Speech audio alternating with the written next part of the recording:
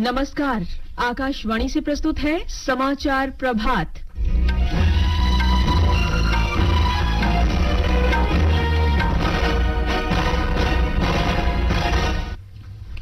केंद्र में नई सरकार गठन से पहले राजनीतिक गतिविधियां तेज।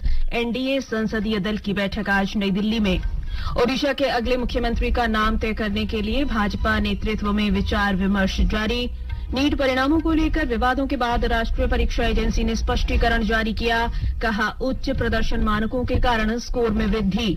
मौसम विभाग ने मध्य और दक्षिण भारत के लिए अगले 4 दिन के दौरान बारिश का येलो अलर्ट जारी किया। T20 विश्व कप क्रिकेट में पहली बार खेल रहे अमेरिका ने सुपर ओवर में पाकिस्तान को हराकर चौंकाया। और इंडोनेशिया ओपन बैडमिंटन में लक्ष्य सेन क्वार्टर फाइनल में पहुंचे।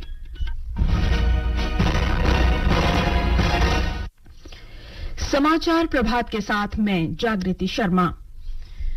राष्ट्रीय जनतांत्रिक गठबंधन एनडीए तीसरी बार सरकार बनाने की तैयारी कर रहा है। राष्ट्रीय राजधानी दिल्ली में राजनीतिक गतिविधियां तेज हो गई हैं।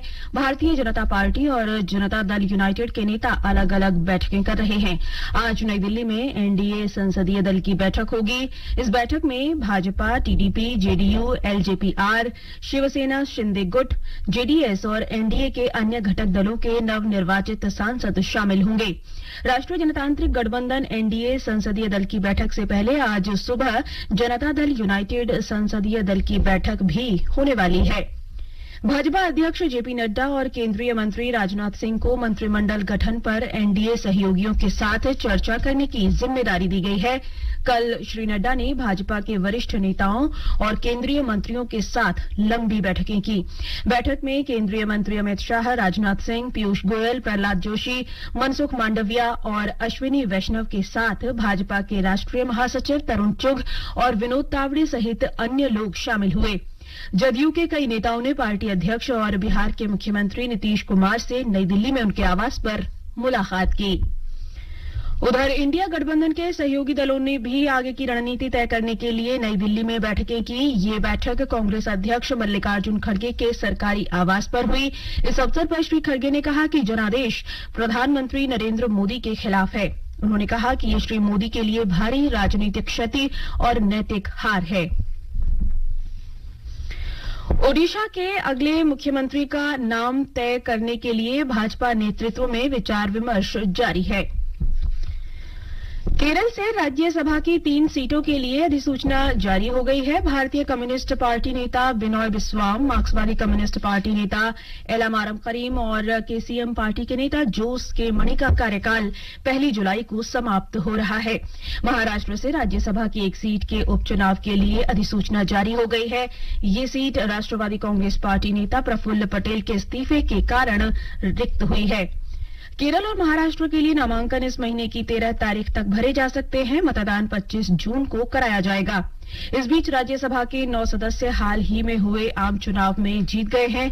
इनमें असम से सर्बानंद सोनोवाल और कामाख्या प्रसाद तासा, बिहार से विवेक ठाकुर और मीसा भारती, हरियाणा से दीपेंद्र सिंह हुड्डा, मध्य प्रदेश से ज्योतिरादित्य सिंधिया, महाराष्ट्र से पीयूष गोयल, त्रिपुरा से विप्लव कुमार देव और राजस्थान से केसी वेणुगोपाल शामिल हैं। कांग्रेस के वरिष्ठ नेता राहुल गांधी ने 4 जून को शेयर बाजार में आई गिरावट की संयुक्त संसदीय समिति जेपीसी से जांच कराने की मांग की है। नई दिल्ली में कांग्रेस मुख्यालय में श्री गांधी ने कहा कि बाजार में गिरावट के कारण खुदरा निवेशकों को 30 लाख करोड़ रुपए का नुकसान हुआ है। Why did PM&HM give specific investment advice to the 5 crore families investing in the stock market? Is it their job to give investment advice? Second, why both interviews were given to the same media house owned by the same business group, which is also under SEBI investigation for manipulating stock market? Third, what is the connection between the BJP, the fake exit pollsters and the dubious foreign investors who invested 1 day before the exit polls were announced and made a huge profit at the cost of 5 crore families? So we demand a joint parliamentary committee to investigate this. Bhajpa के वरिष्ठ नेता पीयूष गोयल ने कांग्रेस के दावों का खंडन करते हुए कहा कि राहुल गांधी बाजार के निवेशकों को धोखा देने की कोशिश कर रहे हैं। श्री गोयल ने दावा किया कि चुनाव परिणाम वाले दिन भी लोगों को फायदा हुआ है। श्री गोयल ने कहा कि नुकसान विदेशियों को हुआ है जबकि भारतीय निवेशकों को फायदा हुआ है। लोकसभा चुनाव में विपक्ष की हार की हताशा से अभी तक शायद राहुल गांधी जी उभरे नहीं है। अब वो मार्केट के इन्वेस्टर्स को भी गुमराह करने की साजिश रच रहे हैं। आज भारत दुनिया की 5वीं सबसे बड़ी अर्थव्यवस्था बन गई, fastest growing economy in the world. पूरी दुनिया इस बात को आज स्वीकार करती। मुख्य निर्वाचन आयुक्त राजीव कुमार, निर्वाचन आयुक्त ज्ञानेश कुमार और डॉक्टर सुखबीर सिंह संधू ने कल शाम राष्ट्रपति भवन में राष्ट्रपति द्रौपदी मुर्मू से मुलाकात की। उन्होंने निर्वाचन आयोग द्वारा जारी अधिसूचना की एक प्रति राष्ट्रपति को सौंपी, जिसमें 18वीं लोकसभा के लिए चुने गए सदस्यों के नाम शामिल हैं। राष्ट्रपति मुर्मू ने चुनावी प्रक्रिया की सफलता पर मुख्य निर्वाचन आयुक्त और निर्वाचन आयुक्तों को बधाई दी। मतदान के प्रबंधन और अधीक्षण में शामिल आयोग, उसके अधिकारियों और कर्मचारियों के सदस्यों, अन्य सार्वजनिक अधिकारियों के प्रयासों की राष्ट्रपति ने सराहना की। लोकसभा चुनाव के परिणाम घोषित होने के बाद निर्वाचन आयोग ने कल आदर्श आचार संहिता हटा ली। 16 मार्च को लोकसभा चुनाव की घोषणा के साथ ही आदर्श आचार संहिता लागू की गई थी। हालांकि विधान परिषद के द्विवार्षिक उपचुनाव के कारण कर्नाटक, महाराष्ट्र और तेलंगाना के स्नातक और शिक्षक निर्वाचन क्षेत्रों में आचार संहिता अभी लागू है। ये समाचार आकाशवाणी से प्रसारित किए जा रहे हैं। समाचार प्रभात में आपका फिर स्वागत है। राष्ट्रीय परीक्षा एजेंसी एनटीए ने कहा है कि राष्ट्रीय पात्रता सह प्रवेश परीक्षा नीट यूजी की कट ऑफ में वृद्धि परीक्षा की प्रतिस्पर्धा और उम्मीदवारों के उच्च प्रदर्शन मानकों को दर्शाती है। एजेंसी ने नीट यूजी परिणामों के संबंध में हाल के विवाद के संदर्भ में ये स्पष्टीकरण जारी किया।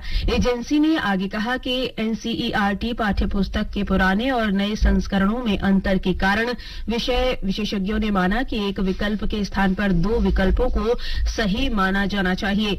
छात्र छात्राओं की चिंताओं की जांच के लिए गठित शिकायत निवारण समिति ने कहा कि परीक्षा के समय के नुकसान का पता लगाया गया था और ऐसे उम्मीदवारों को उत्तर देने की दक्षता और बर्बाद हुए समय के आधार पर अंकों के साथ मुआवजा दिया गया था।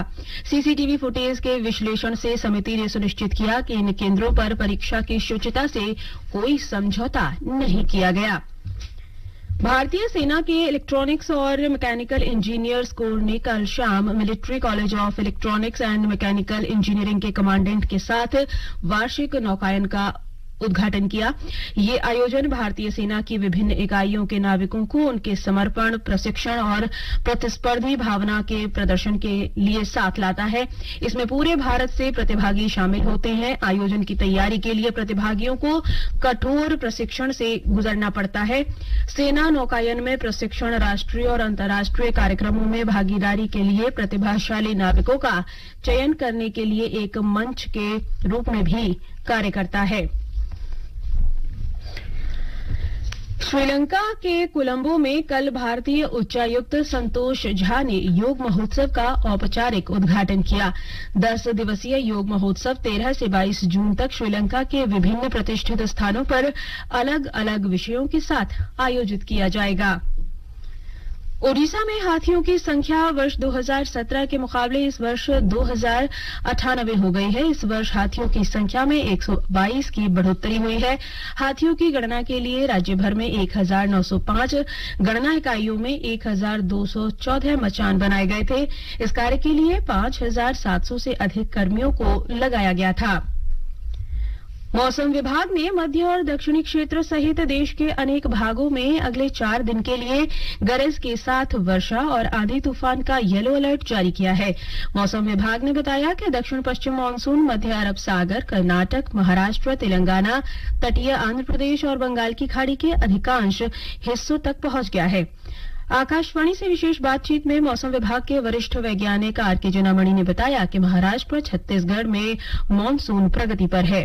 मेनली जो वार्निंग है वो हेवी रेनफॉल का है। जैसे महाराष्ट्र का जो मानसून का जो प्रोग्रेस है, अभी नेक्स्ट 2-3 दिन तक जो महाराष्ट्र, आंध्र प्रदेश और दक्षिण ओडिशा, छत्तीसगढ़ में आ सकता है नेक्स्ट 2 से 3 दिन। इसलिए ये सब जगह में हेवी रेनफॉल का वार्निंग है। मेनली जो कोंकण का एरिया है उसके लिए नेक्स्ट 2 से 3 दिन तक heavy to very heavy rainfall हो सकता है। उत्तर प्रदेश के कुछ भागों में सोमवार तक गर्म हवाएं चलती रहेंगी। मध्य प्रदेश, झारखंड, पंजाब, हरियाणा, बिहार और ओडिशा में भी अगले 2 से 3 दिन तक गर्म हवाएं जारी रहने का अनुमान है। दिल्ली में अगले 2 दिन तक गरज के साथ धूल भरी आंधी चल सकती है। आईसीसी पुरुष T20 क्रिकेट विश्व कप में कल रात मेजबान अमेरिका ने पाकिस्तान को रोमांचक मुकाबले में सुपर ओवर में 5 रन से हरा दिया। कल रात डलास के ग्रैंड प्रेरी स्टेडियम में इस बार के T20 विश्व कप का पहला बड़ा उलटफेर देखने को मिला। अमेरिका और पाकिस्तान के बीच मुकाबला टाई पर समाप्त होने के बाद अमेरिका ने सुपर ओवर में जीत दर्ज की। पहले क्षेत्ररक्षण करते हुए अमेरिका ने पाकिस्तान को 159 रनों पर रोक दिया। इसके बाद बल्लेबाजी करते हुए निर्धारित 20 ओवर में 3 विकेट के नुकसान पर स्कोर बराबर कर लिया। फिर हुए सुपर ओवर में अमेरिका ने 1 विकेट पर 18 रन बनाए, जिसके जवाब में पाकिस्तान 1 विकेट पर 13 रन ही बना सका। कल दूसरे मैच में बारबाडोस के किंगस्टन ओवल में स्कॉटलैंड ने नामीबिया को 5 विकेट से हरा दिया। स्कॉटलैंड ने 156 रन के लक्ष्य का पीछा करते हुए 5 विकेट पर 9 गेंद शेष रहते लक्ष्य हासिल कर लिया। आज शाम न्यूयॉर्क के नसाउ काउंटी अंतर्राष्ट्रीय क्रिकेट स्टेडियम में कनाडा का मुकाबला आयरलैंड से होगा। समाचार कक्ष से शक्ति प्रताप सिंह।